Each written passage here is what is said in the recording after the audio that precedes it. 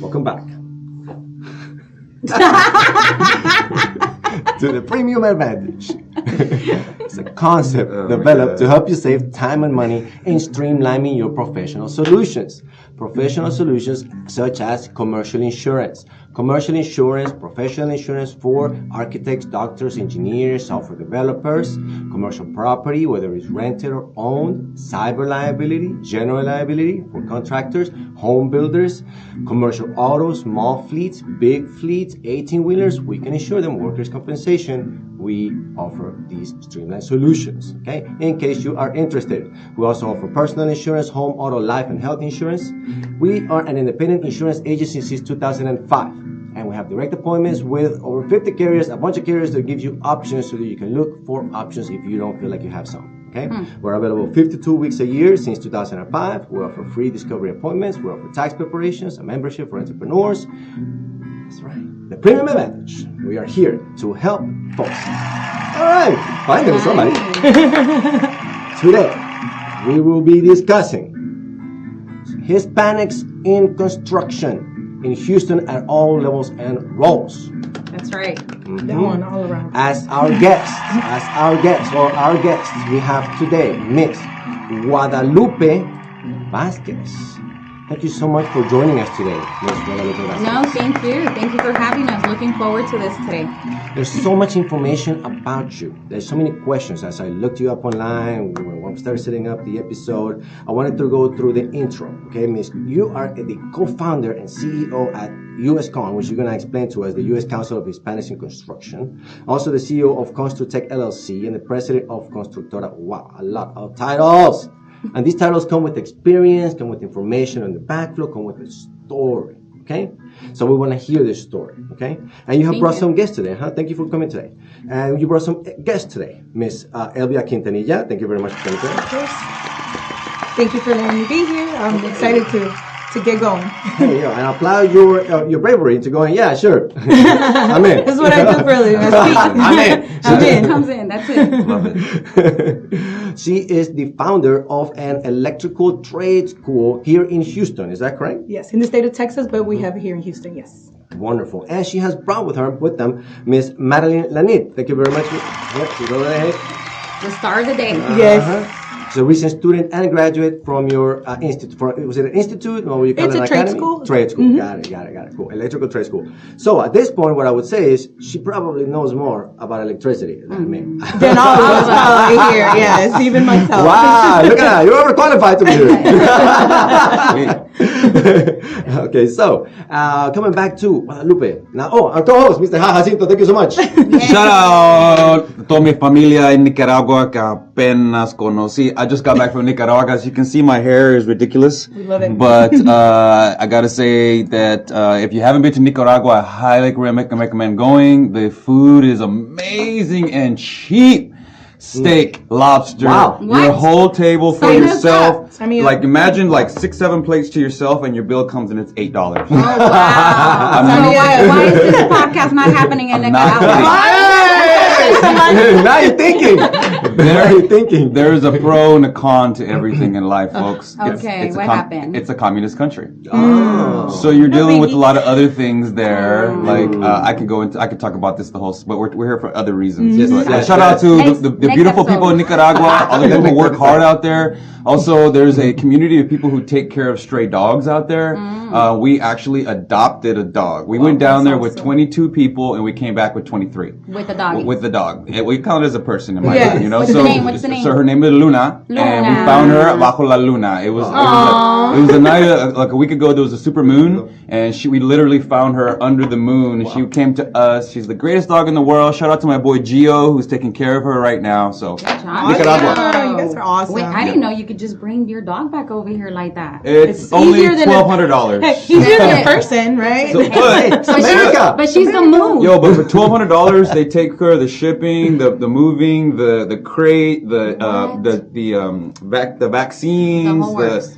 the taxes, like straight up Everything. $1,200. And Another premium deal, huh? yeah. That wasn't important. Subscribe to Premium Advantage for deals like this. If you didn't know, now you know. Okay. Brought to you by Guadalupe. There you go. There you go. Yes. Oh man, so much information. All right, we already got international information. We've got electrical trade information. If you didn't know, right? That's how quickly the thing goes. Yeah. Right. And you learn so much in such little right. time, right? That's Just correct. talking and That's correct. networking. That's what's Right. about the That's equal right. advantage, exactly. Yeah. So, Guadalupe, I'm eager to hear Yes. about yourself because your story is the one that gathered us here today. You go, yes, I'm interested. Bam, your story. Can you share some with us some of your personal information? Yeah, A I'll be little bit glad of your to. background, Let's please. see what story you know. There's many stories out there, but Sure. I'll try I to got- give you. From the beginning. First the dinosaurs came. And go. And then me. No, just kidding. I'm on LinkedIn. No. I'm on LinkedIn page. That's where Okay, I'm at. you're That's on it. LinkedIn, That's me. right? That's Oh, me. you're the professional one. That's Ben. That's oh, where I'm there at. you That's go. why you're here. That's why you're here. Is this not happening? It went through No, there. just kidding. Went Let's through get there. there. I So like yeah, that. we'll Yeah. try here. Yeah. So how did it all start, Guadalupe? Yeah, I've been obviously Hispanic. I founded a council called the US Council of Hispanics in Construction. Okay. Why? Why? When you're Hispanic, Sure. you have construction in your blood. It's just automatic. It's part of you. You must have like a parent, a relative. You have the tío. Now even the comadre is a woman in construction, right? And you have two right here in the room. 3 actually, right? Yep. And construction typically is known, the perception is that it's men in construction or that it's construction means hard work, right? All this sweat going on, and it's really not. And also one thing that I really did not like is when you'd say Hispanics in construction, people automatically think you're talking about the labor force, someone out there that is building something. Well, building is a strong word to begin with, Sure. so we are going to praise that all the way. So I want to applaud to all our people that build, you know, our community, our roads, our bridges, anything you turn around and look at, it was built by someone, somehow, some way.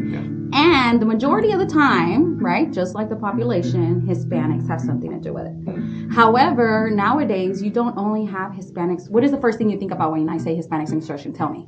What is the first thing you think about? Home Depot. Okay. I think Okay, labor. thanks for- Before I got into my field, it was labor. Labor, right? Yeah. That's usually the case. What else? I got you. You get a shot at it too. I Because you're would going to say- get it wrong no, anyway. My perception is, to be honest with you, I would say it's like dedicated, hardworking. Hardworking, right? Is my perception of my experience with regards to the That's the first thing that comes to mind. That's Just one of- hard work. yeah, Hard sure. But then also like dedicated to finish it, not just hard. Yeah. Like, I'm gonna but you I'm do gonna it. I'm gonna You make get it done. happen one way or another. Yep. Yeah. Yes, Well, yes. Yes, that's usually the case when it comes to Hispanic construction. However, nowadays we have C-level executives that are Hispanics in construction running a global company Sure. in the nation. Gotcha. We have general contractors, business owners. We have the founder of a trade school. Sure. You have a founder of a council. And you have the Gotcha. future generation, which is in this room. So if you look at it, Hispanics in construction is not just really the person out there building. And that's usually the starting point, right? That is what it takes. Why? Because typically someone in Hispanic construction in the United States is someone that came over looking for a better opportunity, just like my parents did. Sure. You know, a good 15 years ago. I'm just 15. And then they came, they looked for a good opportunity, and what's the first thing that puts bread in your table? Building. Working hard. Yeah. So that's what they do, and that's what they did. However, most of them go, you know, with time and become entrepreneurs, but not necessarily doing it the best way they can do it. They just do it because they have it in their, again, in their Genes. blood. They know how to take care of people. People follow. You're just leader. To me, Hispanic, I'm sorry, but when you're Hispanic, you're a leader at heart. You really are. You have that. Your DNA. You work hard. Your mom and your dad told me work hard. My parents came to this country looking for a better opportunity. I'm the first generation here that was born in Houston, Texas. But then they said, well, mija, you need to go to college. And so I sure did because I wanted to fulfill their dream. I wanted to fulfill, it seemed right at the time, right? It seemed like that is what my parents want. What year we're talking about right now? I'm just trying to get it High all. school. Yeah, like what's 2000? I graduated high school. so I If you can- must want to know my age. yeah, I graduated high school 2002. That's in 2. Okay, gotcha. Yeah, So and then in I went and 2002, this was graduated seriation. college 2006. Where'd you go to college? University of Houston. You rich, baby. Yes. You bitch. Mm. Congrats. And Go Cougs. downtown. Oh, I had to downtown, go to look at you. downtown Oh, okay, first, okay. right? Why? Right? Because it's the know first why. opportunity. However, this is very interesting because our culture, this is why we're here today and this is why we do a council.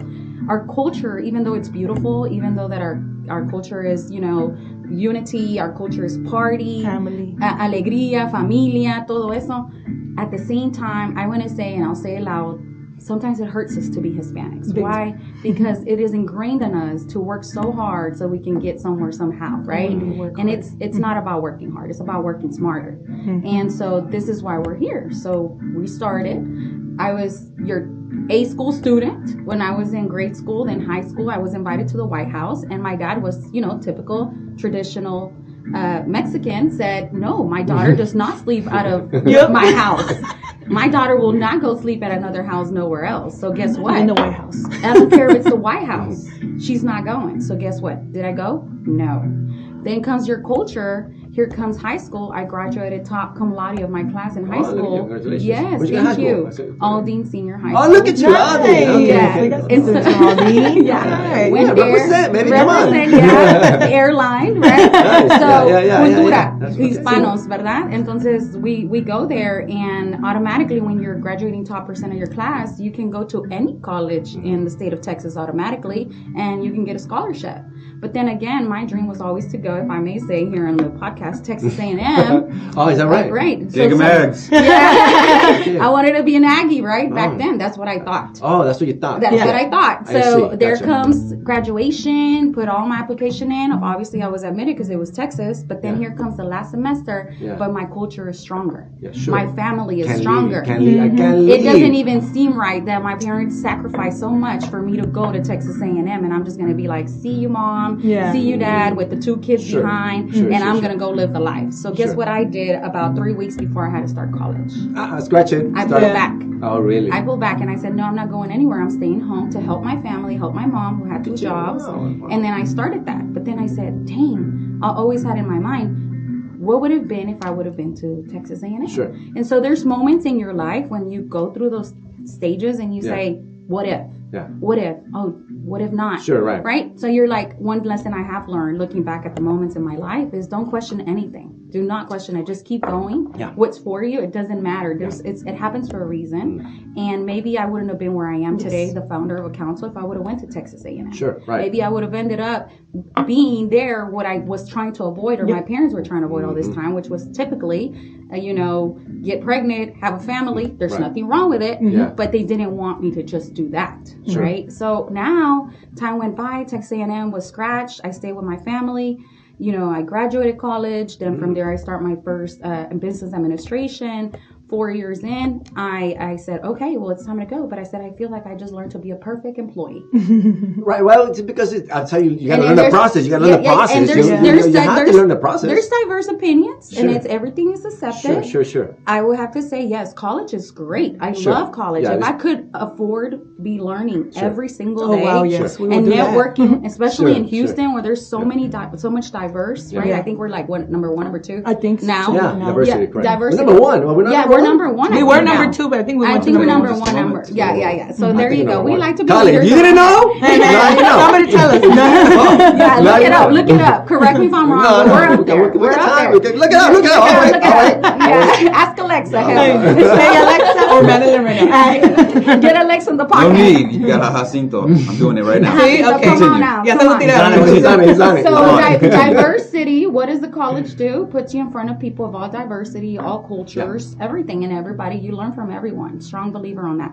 So we graduate college, started my first job with my degree, and I said that's marvelous. Yeah. I graduated college. My parents, there you go, mom, there you go, dad. This is what y'all want. Houston's in the top 10. We're number 9. There you Oh, go. okay. Well, we need to bring it back up. Who's number 1? Just New York's number 1. Wow, okay. It makes But that's sense. just because there are more people per capita. Yeah, the Yeah. population. Nice Houston, Yeah, nice yeah. Houston. New York, Looks- LA. We gotta make it happen. Yeah, why they're- that one don't count. That one don't count. Yeah. Challenge accepted. Let's go. We're top 10. We're Hey, top hey, 10. We're you You need know what? Hispanos, I think you need if we counted the Hispanos. suburbs of Houston, There I you bet go. you we'd be Fix number it. 1. It's because they count Katie and that part of Houston. Yeah. That's Houston. Yeah, look at y'all acting Hispanic right now. Okay, so then we go and we said, okay, no, I started my first job right out of college. Sometimes it's really hard to find a job right out of college. So I graduated administrative management. I thought I was accounting. So then, see, Right. always thinking, Yeah. always thinking. So now that I have this sweet lady right here, Yeah. I just want her to listen to this. Sometimes you think you have it all figured Sure, out. right. And if it doesn't go that way, now you think that you're a failure or that it didn't go. No. It's part of the process. It's Sure. part of the game. Sure. So Right, there I of go. course. I'm like accounting. And then I'm like, first semester. You can always go back and that doesn't mean you're failing, okay? Right. So then I go, accounting. yeah, why did I get in here? And I was there my first semester. They started opening the ledgers and the balance sheet and all that good stuff. Yeah. And I said, oh, hell no. I don't want to count somebody else's money. I want to make my own. So this is not it. You like money, but not that money. No, not that money. No. I want to make my own. I don't want to count somebody else's. So I said, no, it's not accounting. Let's get out of here. So I moved on and I did administrative management. Why? Because it had a little bit of everything. It had marketing. It had sales. It had management. It had everything. And I said, this is it. This is closer to being an entrepreneur. Yeah. And then a little bit later, it turned into they had an entrepreneurial degree as well. But by then I was almost over. And I said, I have already kind of like done it, right? All the different levels there. So, and some people would look at that like, you're not learning anything. They're not really specializing you on something. I said, yeah, whatever. So I graduated, went to my first class, and guess what? My first job, and it was an architectural firm. Why? Wow. Because I always was intrigued by building, right? Remember my parents, right? Oh, by the way, I forgot to tell you, going back, I told you can go back. I went back to my job site. I know I survived construction since I was like 4. Now I know the meaning. My mom did not have where to leave me at home one day. So my mom decides to tell my dad, you need to take her to the job site. No, my dad was a bricklayer. So my dad's like, we don't have no other option. So we got to take her. So he takes me. Now he tells me, right, the story. And he claims we went up the stairs to where he was putting the masonry, the block on the building. And I decided that I want to go to the restroom. So he's like, taking me to the restroom, you know, those pretty nice restrooms on the job sites there is. Yeah. So I go to the restroom, and what is it about construction? Production, hustling. Let's get it done, right? So what did he do? He left his daughter in the restroom, went right back up, and started putting more brick on the wall. Then comes a guy and says, didn't you have a little boy with you? And then he's like, my daughter. So he claims he jumped like Superman to go get me. And guess what? I was in the restroom drenched, full of, almost died, could have, right? But it's funny, but at the same it's not, because construction, I go back to working hard, hustling, making it happen, and he was so into the zone, talking about hidden safety, right? About working, that he almost could have lost his daughter. Wait, hold on, real quick. What was gonna kill you inside the porta potty? It's really hot in there, and the heat. The sweat. It was a kid. It's kind of like leaving a child in the car. With the door, everything closed, right? I thought like something was falling on you. No. Exploding like a jackass. The porta potty got picked up by a forklift through. That happened. I was like, what happened? Yeah. Okay. And I used the restroom, but it wasn't that bad. Gotcha. I'm like, did it explode like in Jackass when they blew up the porta potty? Yeah. Okay. Gotcha. So there you go. That's why I'm still driven. Right. We're still getting the job done. So there you go. There you go. And now I reflect on it, and I said, I have survived construction since that day, because I'm a woman in construction. You could pretty much say, you know, I face that restroom, and this is where I'm from. This is where I belong. And honestly, I could say it now proudly, I am not going anywhere. I will die in construction, right? So that's why it's just in me. It's just, construction's there. So long story short, went to the architectural firm, was there 4 hours, and I said, this is not for me. And so I hadn't even filled out my paperwork. It was the ideal job because they pay you, right? They pay you the amount. It looks very attractive, the money. Yeah. But 4 hours in, I'm like, this is not my place. I don't feel right. This doesn't even feel like this is where I need to be. Yeah. So I said, lunchtime, guys, you know what? This is not for me. I'm out. And they said, but you haven't even filled out your paperwork. We got to pay you for your 4 hours. I said, I'll volunteer. I don't need to put this on my resume, right? So going back to what I'm saying, like, you always think you have it all figured out. We have nothing figured out other than knowing and following what you want to do. Stick to it. Some things will look like they're not part of it, but they really are. And there's always a lesson learned everywhere you go. Anywhere you meet, please, if that person is within, 3 steps, I think there's a rule, 2 steps, 3 steps, you must talk to them. So I'm telling you this for a reason. So then we get to that. I stopped. I stopped working there, and I said, what now? Entrepreneurial side, I'm like looking for a job. Did that. I started working in real estate. Once again, real estate construction goes together. Sure. I was there. All of this is in Houston? Yeah, all this is in Houston. Born and so raised in Houston. So I'm just trying to gauge, like, remember I didn't go to Texas A&M because mom and pop. I got you. So you're having this, like, Moving around in Houston. Yeah, learning. Don't get me this. Meeting people, Yeah, learning sure. from each Networking. experience, networking, meeting people in the industry from all ends, right? From the investor developer side all the way to the guy that's in the field. So right now I'm at that stage where I decided to say, you know what now? So I ended up working in real estate commercials, learned about loans, learned about the office work, about, how does it all start? How do you start developing? How do you land someone to do that investment? So, I was way younger. I kind of didn't understand half of it, but I was doing my job, right? And I felt better. The place felt better, even though it was a pay cut. But long story short, 2008 came and everything went downhill. So I lost my job, right? I lost my job. I was put on layoff. And when that happens, here's another turning point in my life now that I look back and I say, just like the restroom. 2008, I send my resume on LinkedIn and I have staffing agencies calling me. And while that was happening, I can't stay still, right? My dad was saying, hey, if you only need one more semester of college, don't worry about it. We'll take care of you. Just finish. And I said, I'll try it. I tried it. It worked like 3 days, right? I can't stay still. I said, Dad, I can't. Like me. Yeah, I can't do that. I can't do that. One, it didn't feel right? Grown ass woman. And my dad praying for that. It wasn't gonna happen. Didn't feel right with you. And then you just got to be moving. You have to be right, putting all pieces together. That's what I love to do, putting pieces together. So I said, okay, no, this is not it. So I leave, and I said, Dad, I have to go to work. So I get me a part-time job. What happens there? What I want people to understand is sometimes you have to play all kinds of roles. It don't matter if you have a graduate degree. It don't matter if you got laid off. You got to do what you got to do. So there I put the hat, and I was a leasing agent. So I started leasing apartments right here on the Gulf side of town and by Hobby Airport. And there I met another mentor. All these times I've been meeting mentors, people that show you, people that have done what you want to do, right? Yeah. So what better to be with someone that has done what you want to do one day? So then I meet there. What did I meet? 2 Cubans, right? Business owners. They came from Cuba. They had a dream. They bought a multifamily property. They renewed it. And my job was to make sure that was the best place to live for the people that could afford that, right? And even though it was low income, it was everything. You should always feel proud about where you live. And so when we're there, they're like, how can you help us? We have this position. Mind you, when I was driving there to the interview, right before I opened the door, I hear gunshots. And I'm about to graduate college. I left an architectural firm. I get to this job, as others will call it, not a career. I hear gunshots, and I'm like, maybe this is all telling me I shouldn't be here. But I'm the kind of like, if you tell me no, it's yes. Yes. Right? She hears gunshots, she's like, I'm home. Most people are like, I hear gunshots, I'm out. She's like, I hear gunshots, I'm home. I was there. Welcome home. Am I hearing that? That's what's up. Be like, I was driving towards them. I gotta make sure I'm here. That's my announcement. I'm here to fix the problem. Yes, exactly. Some people run towards fear. This is the solution. This is the solution. Sure. Anyway, long story short, let me speed up because I want Elvia to tell you about her. It's not about me today. No, so there I was there.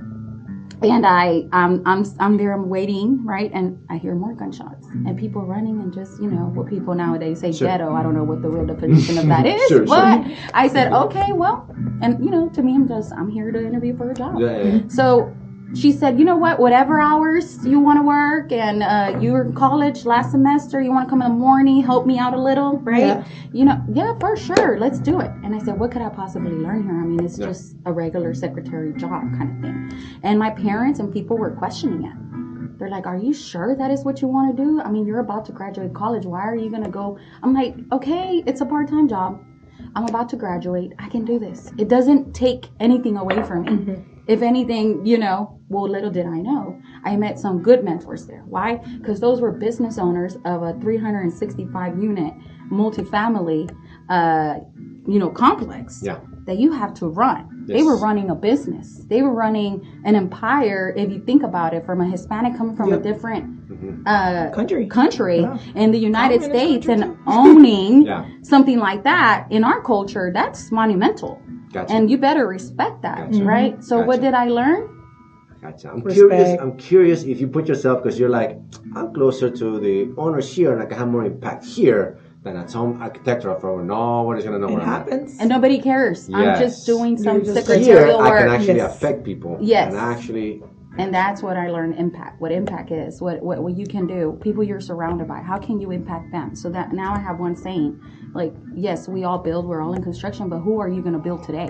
Yes. Right? So it's more about the impact, the story behind it. So I have a lot of pride in construction, but I have even more for people that build others. I truly believe in that. I believe in collaboration, not competition. Yeah. I believe in getting together and making it work. Right. So speeding up the day, there goes, going back up.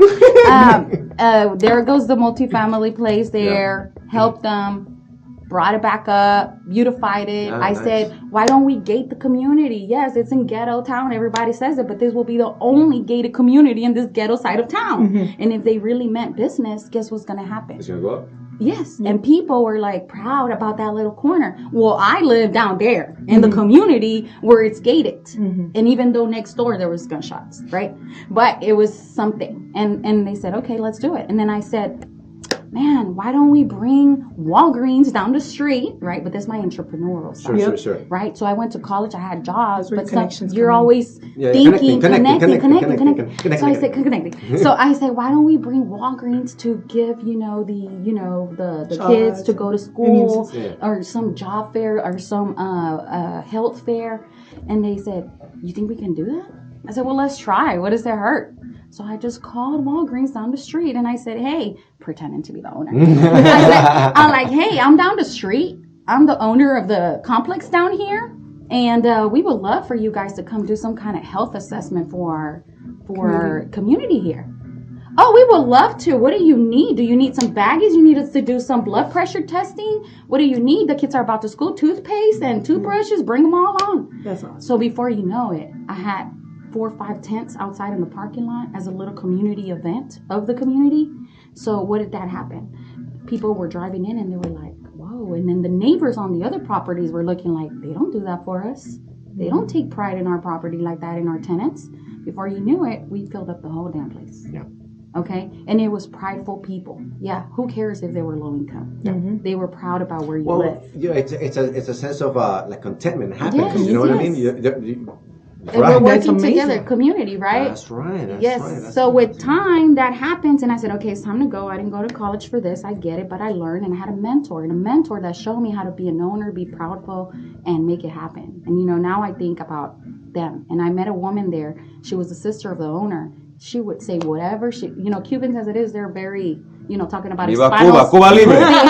Hablando de cubanos, no juegan. O sea, directos, Very ponche, direct. ven a mí, yo te lo tengo todo. ¿Hablas español? Sí. ¿Hablas español?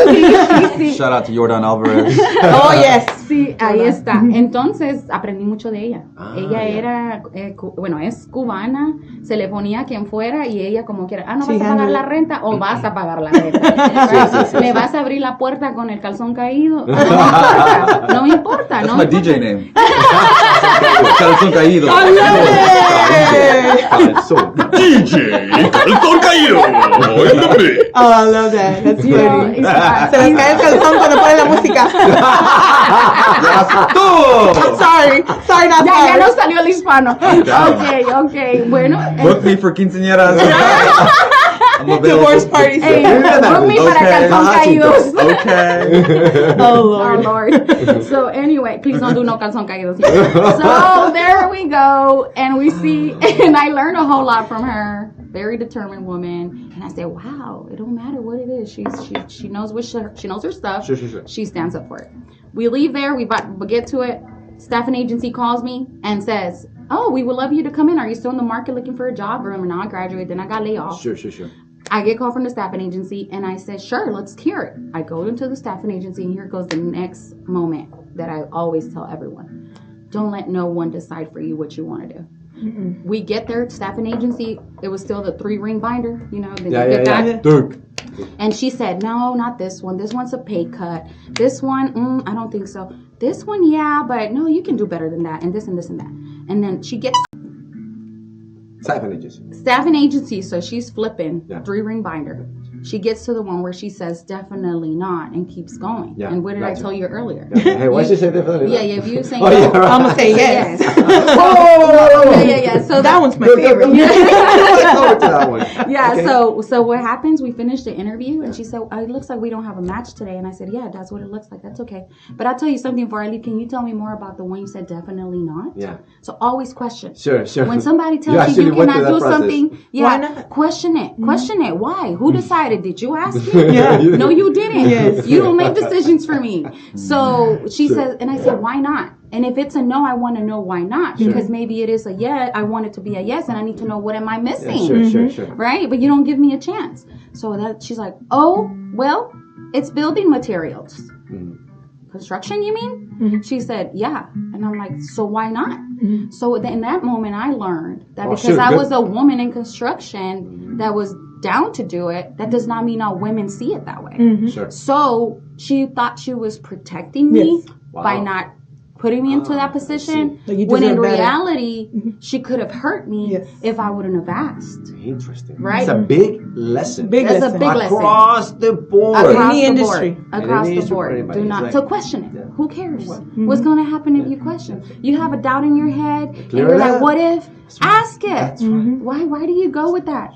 Okay. It happens. It happens. Well, this is part of I say it all the time. I'm hoping that they hear from more people. Yeah, But- they don't listen. Maybe it's like the kids when the dad tells them they don't listen. Passive little situation. But the guests tell them they're gonna listen. Maybe, just maybe. Hopefully. If not, we'll do it as many times as we need to. I'm just curious. I just want to be sure. So then I said, no. Sure. And why? She I said, got you. no. I said, okay, that's fine. I said, well, thank you. So I just had a question. Sure. Nowadays, I kind of look back and I said, man, I kind of don't respect that. And I hope, and that just made me conscious, because everything should be a lesson learned.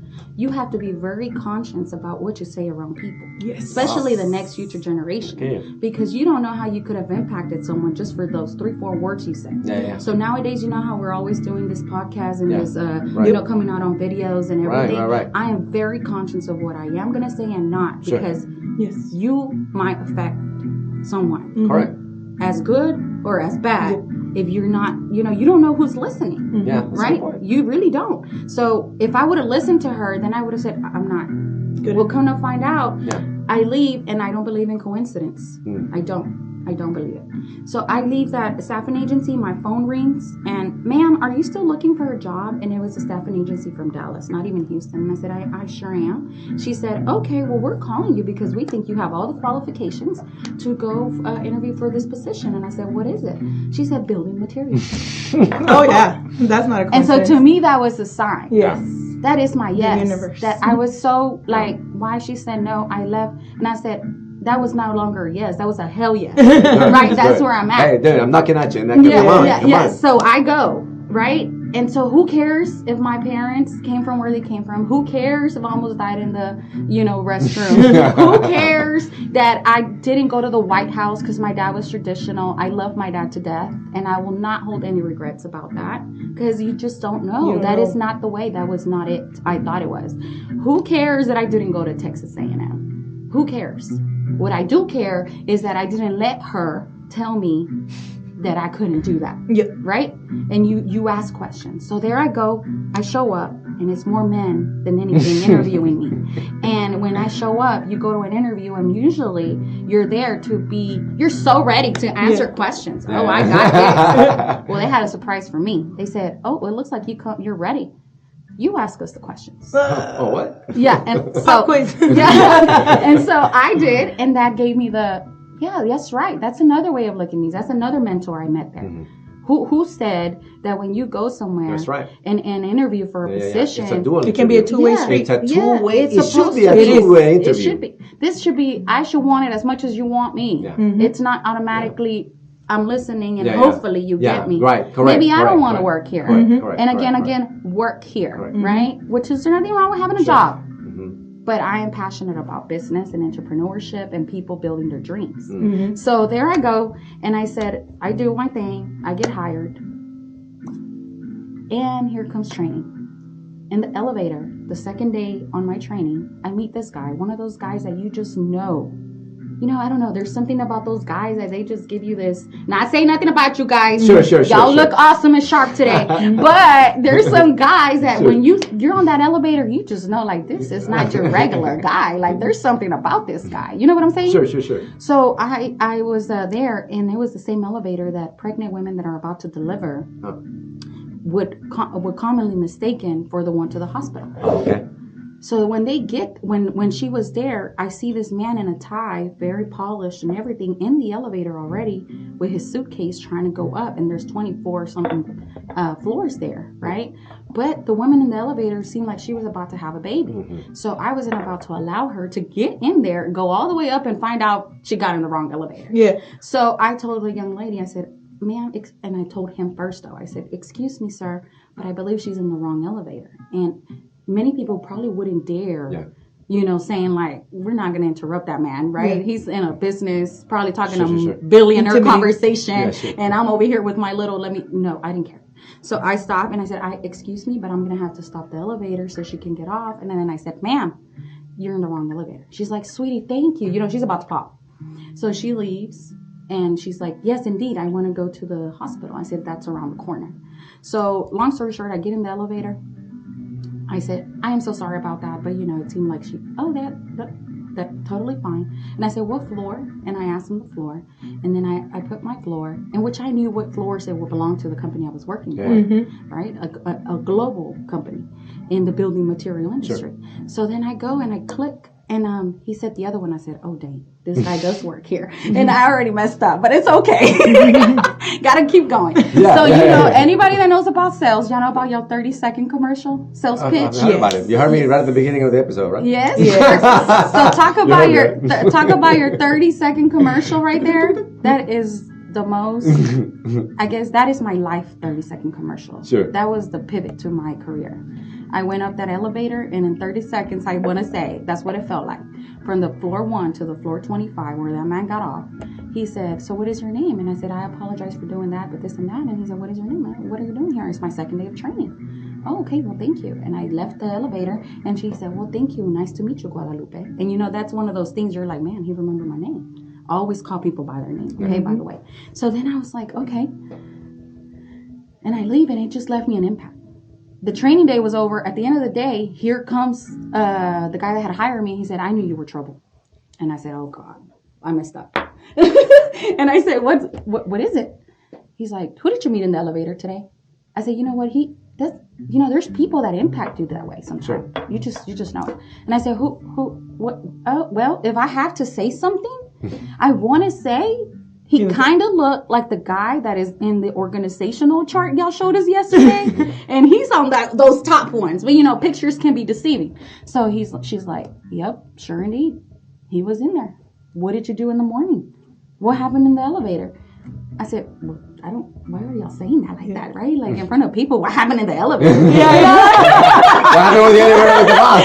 What happened with the elevator with the boss? Why'd you tell a lady to leave? I'm like, what do you mean? Exactly, right? ¿Por qué le dijiste? So I said, no, the lady was about to pop, and I opened the door, and he was in the elevator, and I excused myself. That's all that happened. What do you mean, what happened? And they're like, well, he called a meeting, and he said he wants you to recruit you for his sales for the building material for Alabama, Florida, and Georgia. And I was, with all my dreams, I wanted to work for this global company to sell material in Houston, because this is where I'm at. Yeah. So in that moment, they're like, what do you think? And they're like, do you know who he is? I said, no. I said he looks up there on the organizational chart. Yes, indeed. He sold his companies in the Southeast to this global company, and he pretty much owner of banks and everything in the Southeast. But he wants you. And I said, why? They're like, well, that's why we want to ask you why. Because why not us? Yeah, and I'm like, and I'm like, I don't know. I don't know what to tell you. And they're like, well, so what do you think? I said, well, you just told me the man owns banks. Do I have a choice? That's a comment. Right? So now I think, and now I'm smarter, and I've lived, a whole life after that and experience. And this is the same way I pick the people that are in my team. The people that have been in my team, I meet when I go out and I see how they act on the roles, whether it's an entry-level job or an executive-level job. If they're proud, they do what they do, and I see some characters, the values, the basics, that's who I want on my team. And now I think I understand. I say I think because remember we don't have nothing figured out. But I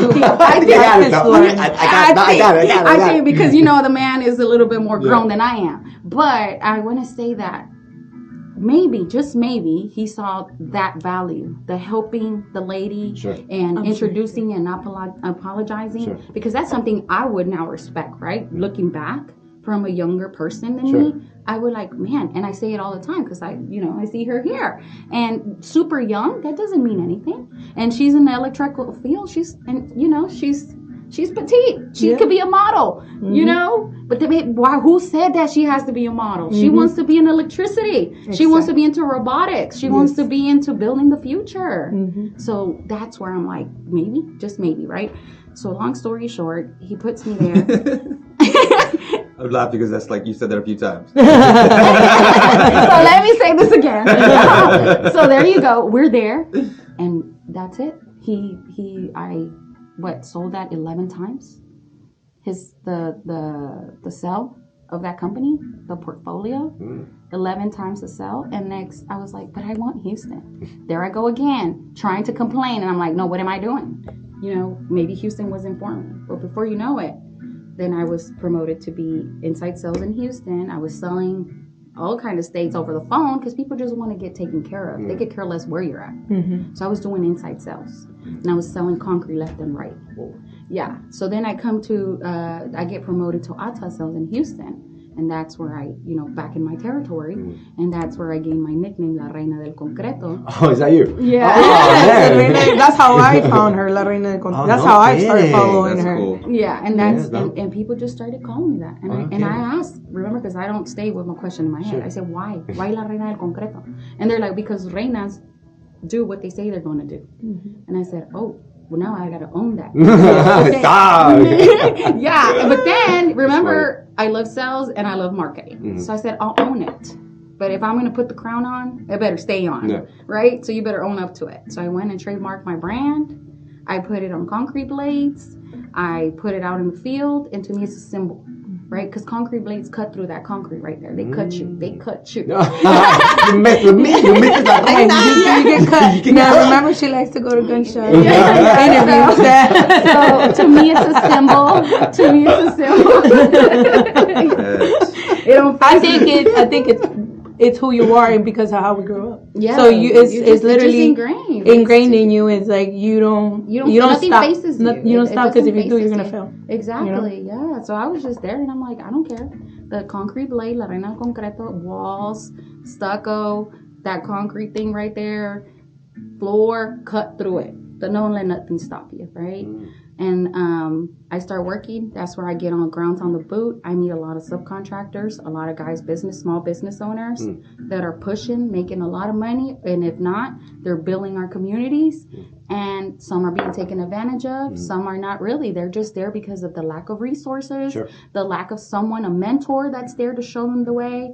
And, we were just not teach the right way because of the circumstance, the necessity. It was what it is.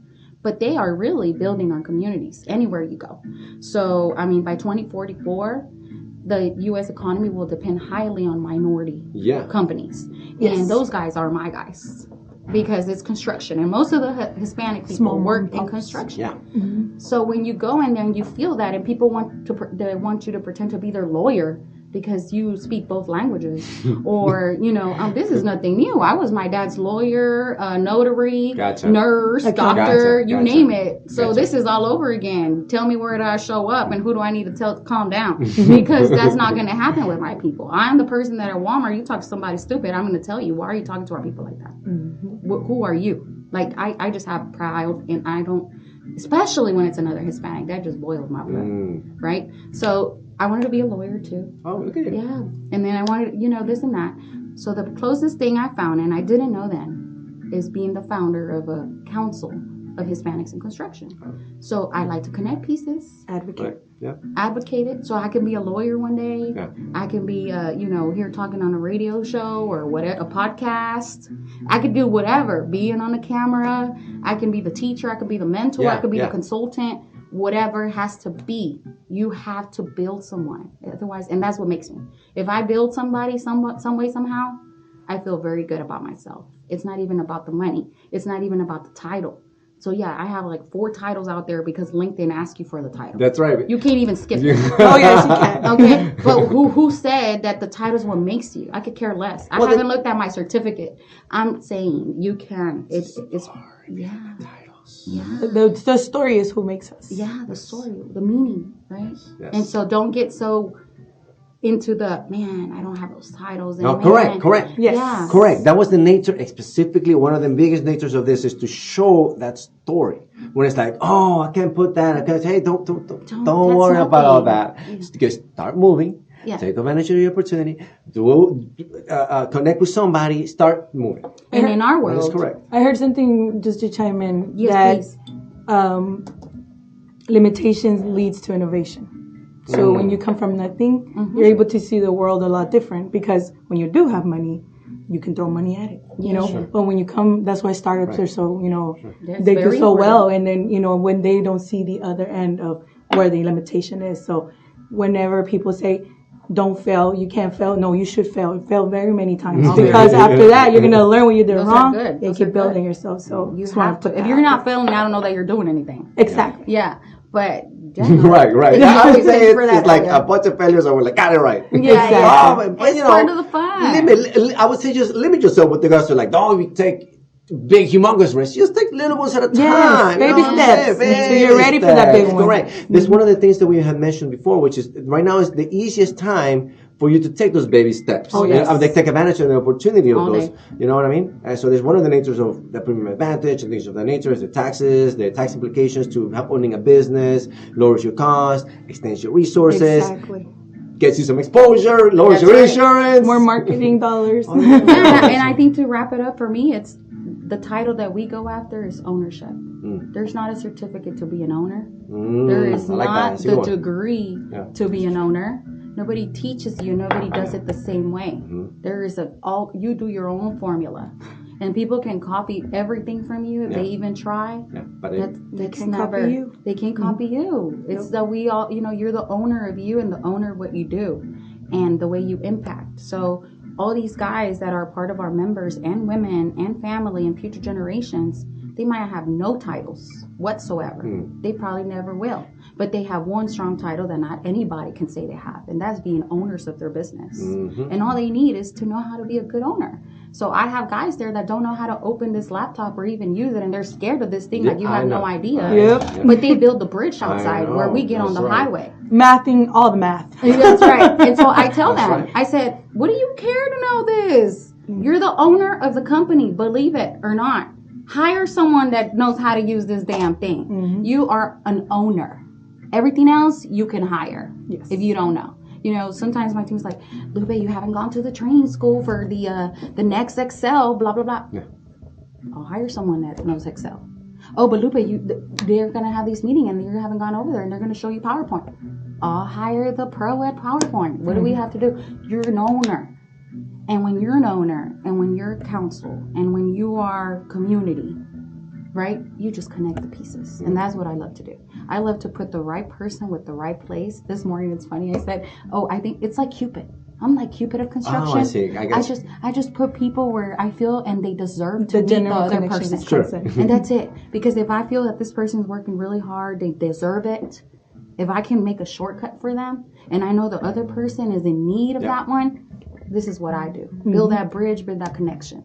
Because they deserve to be together, right? Because they're going to make something even bigger, better. So that's what it's about. And at the end of the day, I don't need to get the credit. The credit is not that. The credit is, if they're okay, I'm better. Because if you help someone else build their dream, you're going to be just fine. And that's what we do. That's what we do. We do it all day. We've taken people that do not know how to use a laptop. Maybe their next step was using a laptop. Sure. We have guys that make $1 million. They now companies at $5 million. right? And we're here with Elvia because she is one of our pillars is the future generation. Yes. We can't make everybody a boss now. And some people think they're a boss and they're really not, but they're going to find out later. But what we do need to do is take care of the future generation so that our kids, you know, I don't have any, but we contribute a lot in the Hispanic community with kids, you know. So we want those kids, they don't have to pay the same ticket their parents did. Sure, right. So now it's like, why? Let's put them where they meet the mentor that's going to put them right where they need to be from the get-go. Why do we have to pay the same fee again? Our parents already paid that fee. Yeah. I'm not willing for the kids to pay that same fee. So what do? We team up. Yeah.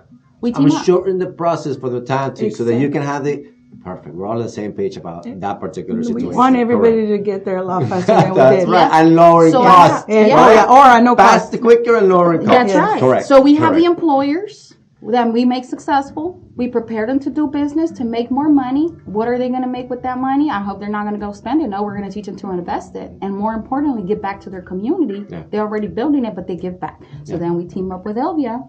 With her trade school, she's helping bring up these kids from, you know, they don't want to go to college. Yeah. They might think that a title is the most important thing. Whatever the reason might be, there's different stories. Mm-hmm. We want them to have an option. And when you team up a Hispanic that values being Hispanic and being an owner and has the right mentality with the kids that she is prepping for the future, our kids, this is what I want to say, have two moms now, bien fregonas, right? That are going to bring together and build a kid that is going to be good at being a business owner, at playing the card of an employee, but they know better than anything it's community. It's together. They're not going to be coming out of college or school and be like, what do I do? Yeah, there's guidance. Streamline. We're streamlining. Is that what we're doing? We're streamlining solutions. Streamlining. I love that. Yeah. Streamline the process. That's what we're doing. We're doing it from different angles, from different situations. You cannot bring time back. Yeah. You know what you can bring back? You can gain ground. Gain ground, correct. Gain ground. Save time, baby. Gain ground, because the time does not come back. Once you lose it, it's over. But ground, all day. And now we have here an electrician that wants to be in robotics. I don't want to hear about that. Where's the school? Where's the school located? Tell us all about the school, please. How can people engage with the school and things like that? The school's here in Houston, Texas. So we are located on the South Houston area. So going towards maybe Friendswood, Baybrook area, but in Pasadena area. Pasadena, okay. Yes. Yeah, I got you. So, but we service Harris County and the 13 counties around. So, and we scholarship students through the state of Texas. Oh, okay. So what we do, we are a trade school under the state of Texas, and I like to focus in high demand trades because my motto is don't just learn, earn. Because you don't want to just go to school and not make money, you know, because again, I am an entrepreneur and I grew up as an entrepreneur. Keep going. And I want young adults to be able to make the most money at the shortest time, but with a career, a professional career. The name of the school? Texas Technical Trade School. Yes. Texas. We go by Texas Tech Trade, but it's Texas Technical Trade School. Our website is texastechtrade.com. Gotcha. Spelled out. And we are in social media as Texas Tech Trade as well. My name is Elvia Quintanilla. My name is Elvia Quintanilla. I'm here to register for the school. I'm the founder of the school. We're working fast, dude. We gotta go exactly. Yes. No. Well, the good thing about it is that I've been doing this for 11 years. I started at a young adult because I came through the same, problems that my young adults come through as far as underserved high schools, underserved no resources, or parents working so hard that they can't go to the school and know about the resources. Yeah. They don't know the language, so we're the interpreters. So we're not going to go about school because we're trying to think about fun. So our parents don't know what's out there for us. So therefore they can't put us in front of it. Or like she said, they'll tell us those opportunities are not real. Like the White House situation. I had other situations like field trips that I was able to go. Sure. I graduated top 10% of my class as well. Oh, look at you. Didn't even know that you can go to college for free in Texas. Not for free. Get accepted automatically. I see. Gotcha. And it wasn't part of the information. So exactly. One of the things that we can share now is for folks who are watching is, by the way, if you didn't know, now you know. Now you know, because that is what I knew years after I had graduated. I graduated summa cum laude, top 10% of my class. I always loved education, but I'm not a traditional learner. I like to move around. I like to get up. I like to sit down. And I have a 15-year-old son, and it's the same way. I gotcha. So, By the way, this is an episode where you can move around too, by the way. You should have told me, because I'm like, my piano over here like this. So sorry. And I'm like, she knows, because I'm at work, I'm always like, they know. We didn't see the dance floor, so we're like, I think that is You why. can move around. This is the nature of that. I forgot to add that additional nature. No, you're fine. And Sorry. what we're trying to focus, I'm trying to focus is like she is focusing on exposing opportunities to the community. Any community member in the community that's underserved, that is 17 and older. We only do, but we work with high schools, but we don't train until after high school. So we're an adult school.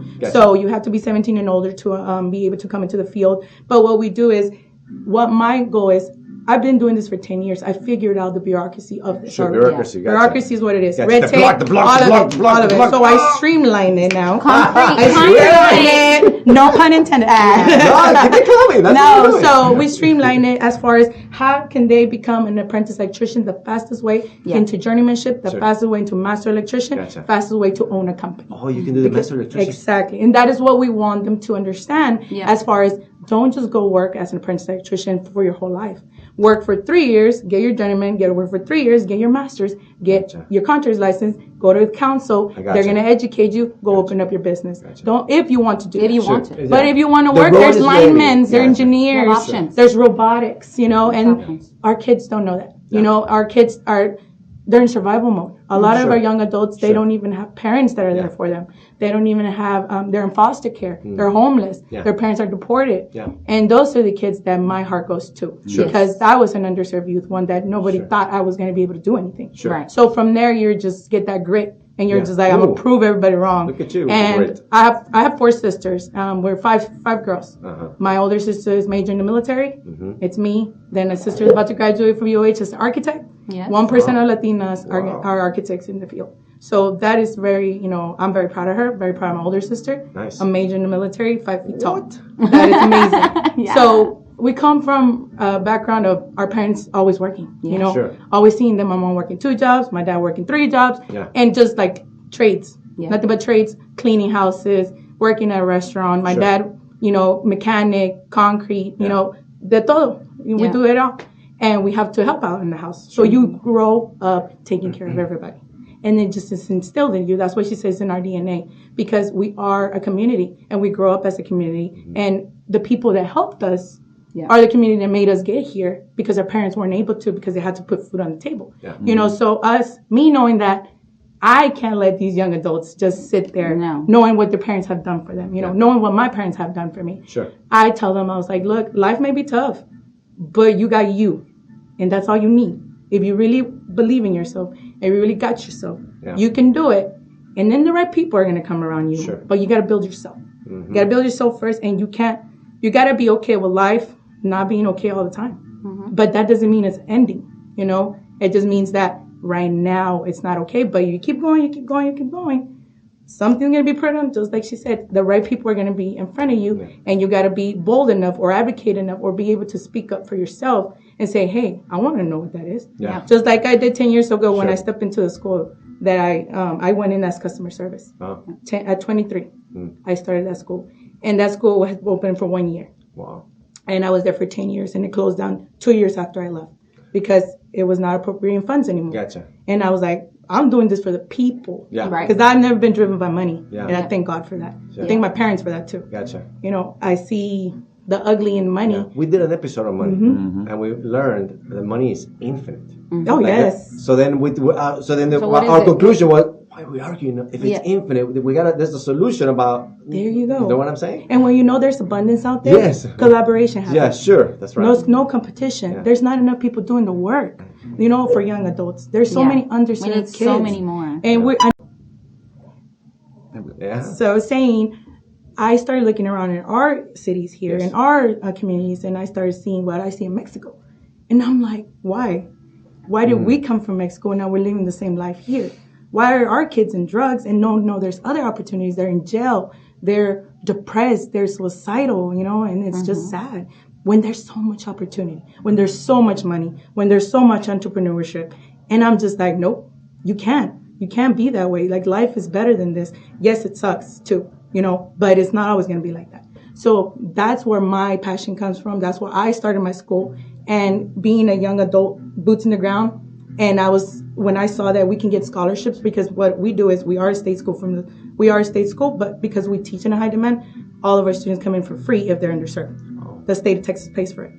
So that is one big plus. So we service Harris County and the 13 counties around. And that is why we want to focus on high demand. What about trades. journeymen that already have their license and that were, is that something that you guys also? We don't train journeymen. We only do electrical apprentice, but we know where to send you, and those are the resources. And whenever we do get those calls, we send them to her, and that will be more in that connection with the council because they have the members already. Sure. They have the masters. They have the contractors. We want to bring the younger generation or anybody that's in the food industry or anybody that's in food stamps and unemployment or underserved that doesn't know about opportunities, and they're kinetic learners. Sure. They're, they like to hands-on training because we do hands-on training. We believe in hands-on training because those are the kids that are ADHD.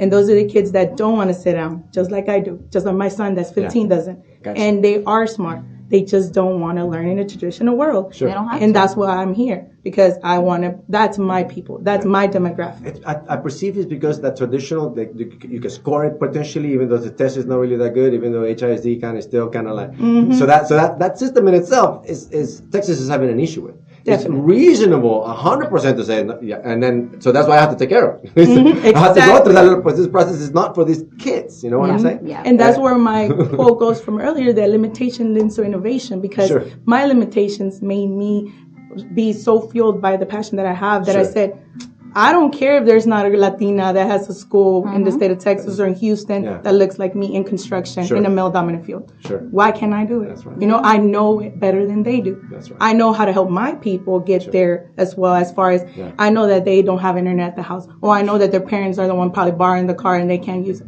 So me knowing that, I'm going to be more graceful. I'm automatically not going to think they're lazy. And then they're not really going to shut down because they don't think you're judging them, you know? Sure. So us knowing our culture is important. Us knowing who people are is important. And I'm a very personable person, as far as I need to know who you are in person. I love that we're able to do more technology with Zoom, but I don't like doing Zoom if it's all the time. Gotcha. No, right. I don't. I like the energy. Let go of that. We talked about that last one. Energy in the room. The exact same question. I was, keep all the meetings at Zoom, or do you need the personal combination of, I think a combination would be great. Hybrid, I think is what we can't stay behind on technology. We have to be realistic about where everything's going. And halfway, I do have to meet Elvia there, but at the same time, that is the reason why a lot of our members, right, the business owners, are falling behind and not so competitive. Technology. So guess what? It's like, okay, again, but you don't have to do it yourself. Sure. In our world, is find the person that does. Yeah. Right? Because you're the brain. You're Mastermind. You're the master. Yeah. Like, you already discovered. You already know how to do it. You have people that you can lead. They can follow. You build more leaders. That's what you know how to do, and that's all you need to know how to do. To be honest, because everything else, you find the best person. I've always known that. And put them in the right position. Put the best person that's going to be happy doing, and you should never feel intimidated to have someone in your team that knows more than you. Nope. Never. That's what makes you stronger. I don't like to have people that know less than me. Yeah. I like to learn. You can't learn like that. Yeah, I love to have people that I want the top of the top. If he is the top in our world, to estimate and do a bid and we don't like to just teach our guys to know how to charge. We teach them to win the job. And who cares? Because that, in an entrepreneurial world, that's where the ball can get fair. Like, why? Because if you're a business owner and you're a business owner, who cares where you came from? Right now, y'all are both business owners. And this needs to get done. So which business owner has the best team of leaders to get it done? And who's going to win? You're going to need the team. So in a world of entrepreneurship, it doesn't matter. This is where you gain ground. Because as an owner, who cares where I came from? Who cares what he has? Who cares what college you came from? Are you the best leader that has leaders in what they do and experts to get it done? And that's who wins. That's who wins at the end of the day. So we train everybody to be winners. Then who cares? Your background doesn't. No, yeah, and we give back. We now we have companies. They need employees. They don't know that they need to have W-2 employees to build them more credit and to give more people and to get all these grants. Step at a time. Right? So they don't know that. So guess what we're doing here? Now we're going to prep them. We're going to pay our members, our business owners, Hispanic business owners.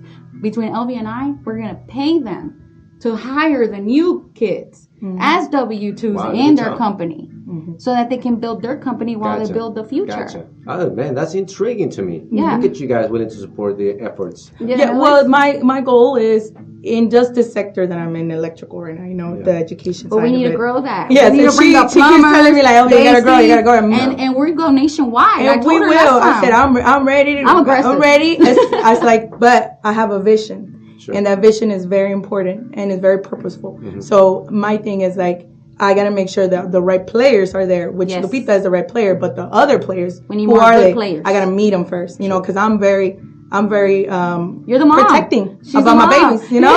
You know, and not all my students are 17, 24. I have adults that want to upskill or reskill and or you can't take a chance. Exactly. Take a So chance. my thing is, if you got us to do something in the electrical field, then we're your school. You know, I'll find the resources for you. I find the scholarships based on socioeconomics, based on economic development, based on also their income in the household. So people, they think just FAFSA. Yeah. No, we got state grants that you can stack with FAFSA and even get less money in your school. So you can even have to not pay school. So knowing that.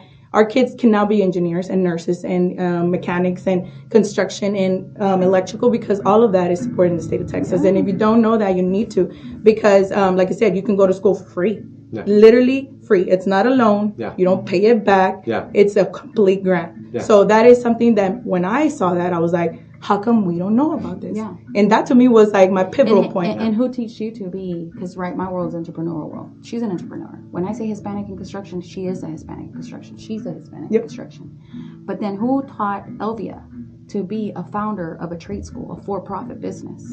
And how much more she would have been accomplished by now if she had the right mentor next to her and not someone that sees her as a threat or that other school that, did it and closed it for 2 months. Imagine an Elvia by now. So that is my mission. That is my vision. An Elvia who has the right heart in the right place. How do we get her the resources and the boom to streamline? And what she's doing here. I love that word. We go nationwide. We're based out of Houston, loud and proud. But we are nationwide. So we go to Tennessee, Colorado, Vegas, you name it, California.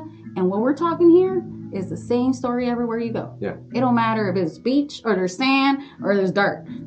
Same problem. Hispanics and construction is the same thing no matter where you go. Actually, the more you go to some other states, it gets pretty bad more than anything. And others get better, right? Yeah, and others get better. Depends on the laws. But we have the same, they have cousins. I mean, we have familia. So if I'm here in Houston and I have my primo in Tennessee, and that's, that's my job with Elvia, right? Because I'm the entrepreneurial side, and she is the mom with her kids, and together where are we going to put them? And we're like strategy, because remember, connections. So if there's an Elvia out there listening to us in Tennessee or California or Colorado, Denver, and there's a Lupe in Arizona, we don't see like, oh no, they're gonna I want to meet you. That's right. And then I'm gonna tell you if you're just starting, I want to save you all the headaches you're about to have. And if you're ahead of me, I need you to give me some shortcuts. Exactly. Because I know what's if you're just starting, I know what's gonna happen to you, and I can save you about 5 years. Because nobody taught me how to have a nonprofit being Hispanic. Nonprofits are owned by white people, okay, and rich and billionaires, right? A lot of them. Right? And usually it comes backwards. It's the other way around. They become millionaires. They have a charity. And then they have a nonprofit. Well, sometimes it's just a tax solution. But in this case, it's a good strategy. Business, I don't hate. Business is business talk. But doing something for your community, I started with my heart, and I know that's nothing's going to happen there because I was an employer, and from an employer, I had to make a decision. Working for a large global company where I can retire from, and people retire 60 years from, and they're very well compensated, making really good money in my job with my degree, and I had to decide if I wanted to have the secure way and just stay there and be secure and have the car I wanted and have the position and the title, or say goodbye to that title, leave and go build my dream. And let me tell you, I had to start all over again, and I'm proud to say it. Right? Yeah. No. Sometimes before, I wouldn't check my bank account. Yeah. Now, sometimes you have to. Yeah. Right? But you're building a dream. And guess what? No one else is yours. And in others. So that is priceless, Yeah. you know? But that's why I say, if somebody's listening or knows someone that they're as passionate, has that background, minority, you don't have to be Hispanic. And by the way, a lot of people misconceive this when we say this, right? Oh, yes. They also say, oh, well, they're so extremist. They're all about Hispanics. And what about this? No. Don't get it twisted. I never said that our council and our supports are only for Hispanics. If you know the value of one, if you understand what we bring to the table, and we can be on the same statue, we want you on the team too. Because you understand, you're smart. You understand that this is all about working together. Collaboration together. Latinos are the fastest growing population, so we're not going to be the minority very soon. Exactly. Let me tell you, 5 years ago when I was calling sponsors for my council or for any other event I had, I was being hanged up on. 6 years ago, 7 years ago. Now my phone rings. Yeah. Now I have to return a phone call, and I'm like, I'm sorry. I'm Oh sorry yeah, I haven't called you back. I see it, girl. Yeah. They're like, Elvia need sponsors. Who you need? Home Depot. I'm like, please, because I buy tools all the time. Yeah, and so what it is though is you have to know your value. You Yeah. need to know your worth. And one thing we tell our guys out in the council and future employers that are going to support Elvia and the employees and everybody is you need to know your worth, right? You don't have to learn to work. You need to learn how to do business in our world. But when we do that and you have better leaders making money and doing it the right way, everybody's going to be okay. I think even too, what you to touch on that, what you said is how to do business is people can also look at it into that. Treat yourself as a business. Yeah. If you're an are. individual. You are. Know how you're You're a brand. you're a brand. You're branding yourself everywhere you go. That's what I tell my students, because we don't just do the trade, we do the soft skills behind the trade. Because you can get a job, but how are you going to keep a job? And that's what I tell them. You gotta know that you're an apprentice. That means student. You're still a student. Until you're not an apprentice, in life, you're always going to be a student. Right. But I tell them, I'll say, you can't get in there big-headed. Your life is going to be harder. So work smarter. You're not made like everything that they say, but you have an emotional intelligence is a thing. I say you can accomplish a lot more things if you know how to talk to people. Yeah. If you know how to talk to them the way they want to be spoken to. I said, because you could do whatever you want, but how far are you going to get there, and how fast are you going to get there? I said, we all can do whatever we want. But it's all about the connection. Exactly. I told my do. students too, they asked, well, are you going to drug test? I said, well, do you want good money? I said, in the state of Texas, it's illegal. I said, so if it is a good job, it's probably going to drug test If not, you. let's go get you in California and go. And I tell them is like, what do you want to do? Do you want money, or do you want an easy life with some money? I said, because this is what you're choosing here if you don't choose to put yourself first. Yeah. I'm not saying that is wrong or not wrong. I'm saying that what do you want right now? Yeah. That's what I'm trying to say. So if you want money, then it should reflect that you want money. Yeah. If you want position, it should reflect you want the position, I would think anybody alive today, every single person should take an electrician's class. I think so too. I mean, so. fundamentals of it. Because you never know. Because it makes you more master of a tool. I mean, we have one right here. Maybe we can the, get her. The electricity is one of our largest components. It's one of our largest things. No, really, it's in everything. That's correct. It's one of the That's 5 correct. sectors So in the world. Think about and plumbing too. Think about all the time we have issues in Houston, especially. And think about how much time electrical. and how much, if you were aware of how that electricity works. I have my limited knowledge. I know on means on. And I know current flows. Yeah. But then once that initial situation gets broken, I'm out. And that's another thing, because I'm all about sayings and quotes. Everybody should learn it. It's like a doctor that knows your body behind your skin. Yeah. You're an electrician. You know what's behind that wall. Yeah. So people pay you for that knowledge. And even if it doesn't pay you. Yes. The knowledge itself. Just the knowledge in itself. That it's circuit building. Just you have to be that. proudful of all that. I mean, construction people just see like that. Concrete is my world, right? It's my kingdom. I'm the reina del concreto. So many people do not realize. Go look at it today. You step on it all day. And at the very important thing, concrete is a foundation. If your foundation is cracked, the rest is gone. It's gonna fall. So when I say concrete, I look at it that way, right? We are the foundation. Yes, you can build a house, you can build a building, but under here, if you don't know how to put that foundation right, you can kiss that goodbye. right? And so we go to trades, and then the electrician and the plumber said, no, I'm better. No, you need me because you can't see nobody. Yeah. We're all competing in that world. Yeah, but that's awesome. I love that environment. That's healthy competition. There's two things about competition. We need everybody. But you know what? It's about the connection, and I love what we're doing here, because talking about electricity, the foundation, and everything. It just, to me, everything's about symbolism. You're about quotes. I'm about symbols, and nothing is a coincidence. So for sure, we need to share. I just called her. Oh, yeah. We made the connection. She's here. Yeah. We literally connected her here, right? As talk about electrician, a plug. Correct. Right? Well, today we were here, and tell her what happened, because you're here.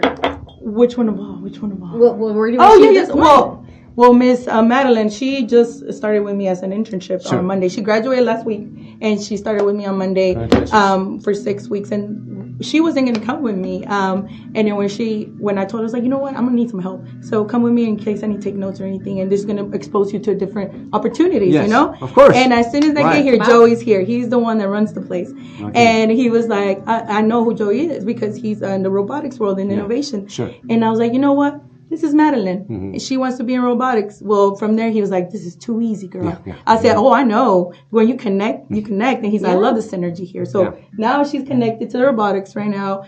They showed her the lab here. And he was like, we're going to get you in the field. And just from her saying, Miss, I like robotics. From electrical, I like robotics. And I'm saying, you tell me what you want, and I am out there so much that I'm going to find you a person that's going to be in front of you. Sure. And that's exactly when you network. And I think that's the importance of Hispanic and Latinos in leadership. Yes. That when you are a leader and when you do it for the right reasons, no te cuesta nada, just bring everybody else along, you know? And it's like, exactly. We're all here. That's why we're all here. Yeah, and you just vibe. That's me. When I got here and you were calling me, I was distracted because she was telling me. Yeah, we were just. I was telling her that. I have goosebumps. But that's what it's about, right? Because I would wonder how many persons would you invite them, and we have an empty seat there, and they want to take all the spotlight, and they don't bring the next person because they see competition when it should be collaboration. So then we brought her, and she acted on it. That's the other thing. You have to act like that. Some opportunities never come. And now when we are in a position like her and me, you can't just think about yourself. You got to think about all the young girls that look up to us. And if you don't take that next step, you are forgetting that step for the other ones behind us. So if she wanted to take on that jump on, when I called her and I said, hey, can you go? And I literally this morning said, can you make it? That's why I'm going to make up, guys. And she said, yes, I can. I'll see you there. I'll be there. She got here before I even got here. She wants to be there. Look at you. Yeah, she wants to be there. So what does that mean? She's the right person to invite here. But when you invite her, guess who she brought? Yeah. And guess what? Now that builds what we're doing. Impacted like 10 people I'll in tell one you room. This whole experience. And if you wouldn't have invited us. And a lot of that, to be honest with you, comes from our experience together. I need to tell us about it because y'all very silent. Because we're learning. Now we know y'all. No, we're about letting you guys go. Well, we're just listening. But we want to learn because now we never forget what brought us here.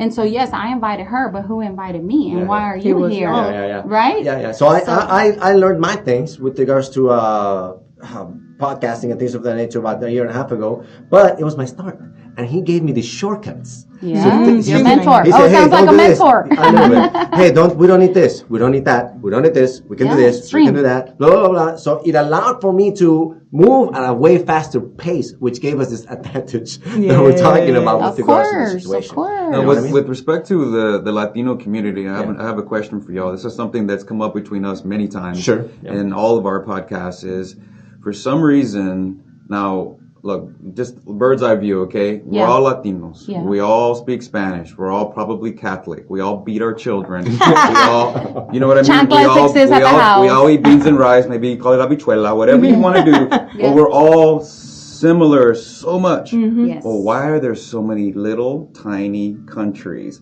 Why don't we just make one big Latino America and try to make it one huge conglomerate, and we could be one of the biggest powers in the world. We're making it, baby. Something happens, and this is something that George Lopez has said in one of his previous stand-ups a long time ago. Something happens when you get to a certain level as a Latino that you feel like you got to be the king and you can't let anybody else have it. No. In between your own family. And his joke, he says, I forgot how he said it, but he's like, he went to his grandma and he's like, Grandma, I got this TV show and I get this and this and that. And she goes, oh, you think you're bad now or what? Yeah. Like it's this weird dynamic between the Latinos. So What are y'all's thoughts on that? How do we combat that? How do we change this narrative to create Latino America? Well, I think on that sense is I agree. One of the, sometimes in my world, when I started my school, sometimes the Latinas are the most hard to speak to. Yes. And I'm just like, why? Why are we like this? I literally, there's a better example. There are 2 doors down from my school. There's an master electrician. I've gone in there to help them because I tried to help them. Sure. Right. I was like, hey, my name's Elvia Quintanilla. I went to trade school through the state of Texas. To them, they think I'm showing off. Yeah. And to me, I'm trying to introduce you so you can trust me. Yeah. So there, I'm like, I say all the time, I'm not bragging, I'm inviting. Exactly. Literally inviting because I want you to know what I do and I want to know what you do. Yep. So, but that's our culture. He doesn't know. Yeah. He needs I have more internships from the state that can pay for people to work for free at your job, for you to grow your company, for you to bid for other jobs, but you closed the door on me, and now I can't help you. And why is that our culture? Me. You said it yourself. Exactly. It's our culture. It's all why is it our culture? I think it's because when we grow up, the way I grew up, my tías, bien like, tu mamá tiene esto, oh, I need it better than her. Oh, tu tío tiene esto, oh, we gotta up our brothers and sisters, and that's how you grow up. And it's I'm just like, where does that come from? If you go even deeper back into our history, even to our DNA, like the way that Cortez flipped Tenochtitlan, the way that he did it is not with Cortez and his Spanish army. It was by convincing the other little towns, we need to go take these Aztecs out because they're going to take there's not enough. And and we're going to help y'all. And then they all help. And with Cortez and about like half drunk Spanish army, no joke. As a matter of fact, Cortez wasn't even supposed to be there. He was a fugitive on the run. He was supposed to come home, and they told him, come home now. And he's like, yeah, hold on right quick. And then he went and did all that gold plundering, all that stuff on his own with those towns help to take over and destroy it. Like, it's because it's the power in numbers. Bam. So it's the same thing with Hispanics. Why are we not in elections? Why are we not politicians? Why are we not C-level executives? Because we compete with each other. Yes. Why do we compete with each other when there's so many of us and we all beat our children and eat habichuelas? Exactly. So when we go in a room, the Hispanics or the Latinas are sometimes the ones that want to be by themselves. And I see it, and I'm just like, why, guys? How are we going to learn from other cultures? How are we going to learn how they did it better? And you have to have an open mind. And now when you meet them, and if they don't balance with you, then go from there, But you got to let yourself be open to opportunities. And I think because we don't, that is why we don't bien cerrados. Do y'all know the story of the bucket and the crabs? Yeah, of course. I was going to talk about it. Crabs in the bucket and the crab. That's it. We just pull each other. We try to pull down, and nobody gets up there. I can tell you a specific example. There was a mayor. His name was Villaraigosa in Los Angeles. He was my dad is president of the Farm Workers Union in California. We got like 2 more minutes before. Yeah, my dad's the president of Farmers Union. Shout out to the UFCW California, represents millions of farm workers. So my dad specifically and the Farm Working Union, they helped this guy. His name is Villaraigosa. He's going to be our next governor. He's going to be president of the United States one day. Something happens when he started to get power. Next thing you know, he started doing all these things with drugs and women and all this crazy stuff, ruined his life. And it's just like, why can't we get to this level and continue on? Something happens in I cannot put sometimes we're not humble. We're going towards the money. The cost is not big enough. Don't forget that you get pulled in many directions. So if you don't surround yourself with the community that got you there, and you start going, hey guys, how can I go here? And then you start, and then those folks are trying to pull you out of that community because they want you out of that community. And you know what's so crazy? The more community